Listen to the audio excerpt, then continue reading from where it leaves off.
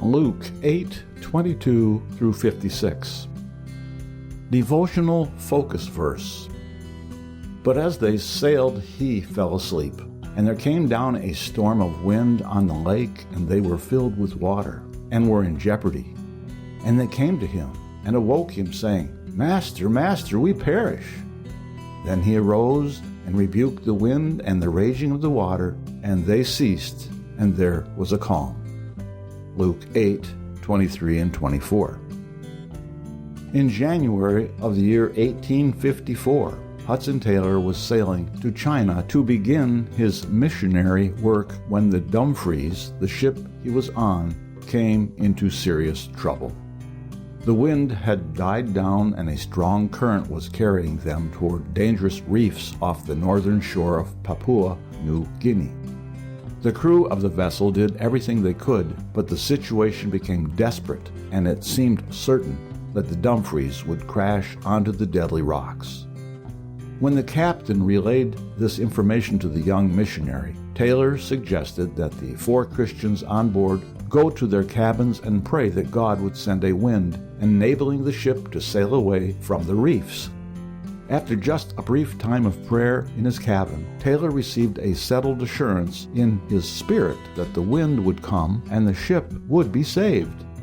He went back up on deck and suggested to the first officer that the mainsail be let down because a wind would be coming shortly. The officer scoffed at this suggestion of an inexperienced passenger, saying derisively, "I would rather see a wind than hear of it." As he spoke, he glanced up at the topmost sail, and to his astonishment saw that it was beginning to flutter in the breeze. Within just a few moments, a stiff wind was blowing, and the ship's crew was able to steer the vessel safely out to sea. Today's text records how Jesus calmed a fierce storm on the Sea of Galilee by rebuking the wind. In Hudson Taylor's experience, God created a wind to enable a ship to sail to safety. Jesus' disciples no doubt had been in severe storms during their years of fishing on the Sea of Galilee, but they never had seen a storm stilled by a command. The parallel account to our text found in Matthew 8:27 says that they marveled. No wonder. And it is no wonder the first officer on the Dumfries was astonished when he observed the top sail above him begin to move in the wind. Never before had he seen wind summoned by a simple prayer. The fact is, we serve an amazing God. Both events demonstrate God's complete and absolute sovereignty over the forces of nature. In our recognition and awe of the power of God, however, we might overlook a significant detail in these two accounts. In both cases, the divine intervention took place in a response to a need and a cry for help. At times, we too may find ourselves in crisis situations where we see no solution. We may wonder where God is or if He really cares. He does. Just as Jesus responded to the disciples and to Hudson Taylor, He will respond when we call on Him. We do not always know how He will undertake, but we can be assured that He will. His miracles are clear evidence of not only His ability, but also of His willingness. We can trust Him. Background information. The portion of Scripture addresses Jesus calming the storm, verses 22 through 25, healing the man possessed with devils, verses 26 through 39, and healing the woman with the issue of blood and Jairus' daughter, verses 40 through 56. These miracles are included in all 3 synoptic Gospels, Matthew, Mark, and Luke. The Sea of Galilee was a familiar place for Jesus and His disciples. Jesus lived in Capernaum, which is located on the lake, and sailing on its waters was a common mode of transportation for those in the vicinity. Several of Jesus' disciples had made their living fishing on the Sea of Galilee. They were all acquainted with the unpredictability of this body of water and how suddenly a storm could arise without warning. Although it is referred to as the Sea of Galilee, this body of water is actually quite small and more like a lake. It is located 680 feet below sea level and is surrounded by hills that reach as high as 2,000 feet. The sudden storms that arise are a result of the temperature difference between the lake and the mountains.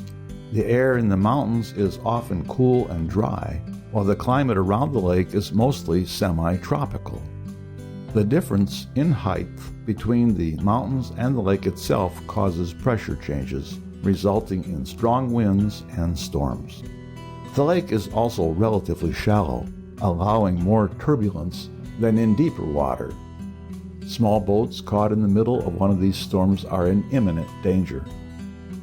When the fierce storm in our text occurred on the Sea of Galilee, Jesus and his disciples were headed to the country of the Gadarenes, the Gentile region surrounding the town of Gadara, which is located on the southern tip of the lake.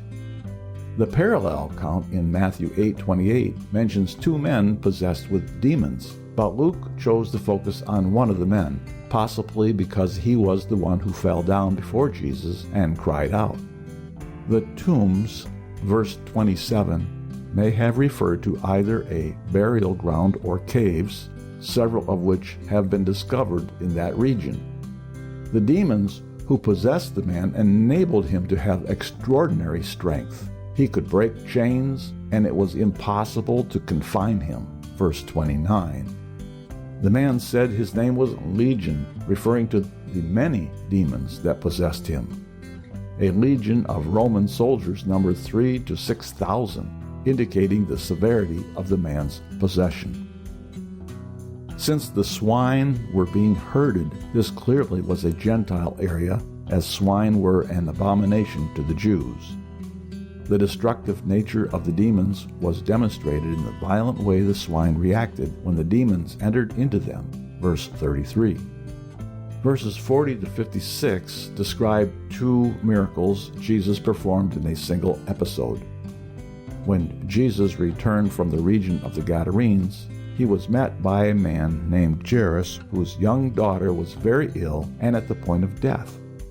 Since Jairus was a ruler in one of the synagogues, and Jesus often taught in the synagogues, it is possible that they were already familiar with each other. Jesus agreed to go to his home, but the crowd thronged him, making it difficult to progress toward his destination. The woman with the issue of blood had been ceremonially unclean for 12 years, according to Jewish law. See Leviticus 15:19, and thus was not permitted to come near people, but she was desperate enough to ignore the law. Jesus' question, "Who touched me?" required that the woman acknowledge what had happened. This was not only for her benefit, but also a testimony to the crowd of Jesus' healing power. Verses 49 through 56 continue the account of Jairus and his daughter. As a result of the delay and thronging crowd, Jairus' daughter had passed away before Jesus could get there. When Jesus inferred that the young girl was not dead but only sleeping, the people scorned him. However, Jesus demonstrated his power and divinity when he raised the girl from the dead, providing a witness to both her parents and the scorners. Conclusion: when the storms of life come our way, we can rest assured that the Master of the wind and waves will bring us through when we cry out to him. Now it came to pass on a certain day, that he went into a ship with his disciples, and he said unto them, Let us go over unto the other side of the lake. And they launched forth. But as they sailed he fell asleep, and there came down a storm of wind on the lake, and they were filled with water, and were in jeopardy. And they came to him, and awoke him, saying, Master, Master, we perish. Then he arose, and rebuked the wind and the raging of the water, and they ceased, and there was a calm. And he said unto them, Where is your faith? And they being afraid wondered, saying one to another, What manner of man is this? For he commandeth even the winds and water, and they obey him. And they arrived at the country of the Gadarenes, which is over against Galilee. And when he went forth to land, there met him out of the city a certain man, which had devils long time, and wear no clothes, neither abode in any house, but in the tombs. When he saw Jesus, he cried out, and fell down before him, and with a loud voice said, What have I to do with thee, Jesus, thou Son of God Most High? I beseech thee, torment me not. For he had commanded the unclean spirit to come out of the man. For oftentimes it had caught him, and he was kept bound with chains and in fetters, and he brake the bands, and was driven of the devil into the wilderness. And Jesus asked him, saying, What is thy name? And he said, Legion, because many devils were entered into him. And they besought him that he would not command them to go out into the deep. And there was there an herd of many swine feeding on the mountain, and they besought him that he would suffer them to enter into them. And he suffered them. Then went the devils out of the man, and entered into the swine, and the herd ran violently down a steep place into the lake, and were choked. When they that fed them saw what was done, they fled, and went and told it in the city and in the country. Then they went out to see what was done, and came to Jesus, and found the man, out of whom the devils were departed, sitting at the feet of Jesus, clothed, and in his right mind, and they were afraid. They also which saw it told them by what means he that was possessed of the devils was healed. Then the whole multitude of the country of the Gadarenes round about besought him to depart from them, for they were taken with great fear, and he went up into the ship, and returned back again. Now the man out of whom the devils were departed besought him that he might be with him, but Jesus sent him away, saying, Return to thine own house, and show how great things God hath done unto thee. And he went his way, and published throughout the whole city how great things Jesus had done unto him. And it came to pass, that, when Jesus was returned, the people gladly received him, for they were all waiting for him. And, behold, there came a man named Jairus, and he was a ruler of the synagogue, and he fell down at Jesus' feet, and besought him that he would come into his house. For he had one only daughter, about 12 years of age, and she lay a-dying. But as he went the people thronged him.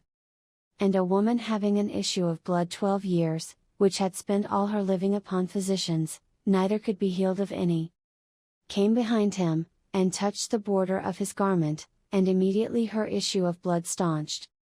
And Jesus said, Who touched me?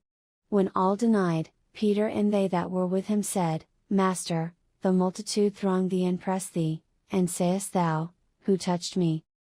And Jesus said, Somebody hath touched me, for I perceive that virtue is gone out of me.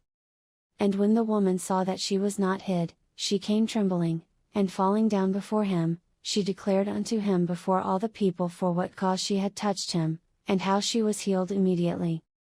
And he said unto her, Daughter, be of good comfort, thy faith hath made thee whole, go in peace. While he yet spake, there cometh one from the ruler of the synagogue's house, saying to him, Thy daughter is dead, trouble not the master. But when Jesus heard it, he answered him, saying, Fear not, believe only, and she shall be made whole. And when he came into the house, he suffered no man to go in, save Peter, and James, and John, and the father and the mother of the maiden. And all wept, and bewailed her, but he said, Weep not, she is not dead, but sleepeth. And they laughed him to scorn, knowing that she was dead. And he put them all out, and took her by the hand, and called, saying, Maid, arise. And her spirit came again, and she arose straightway, and he commanded to give her meat. And her parents were astonished, but he charged them that they should tell no man what was done.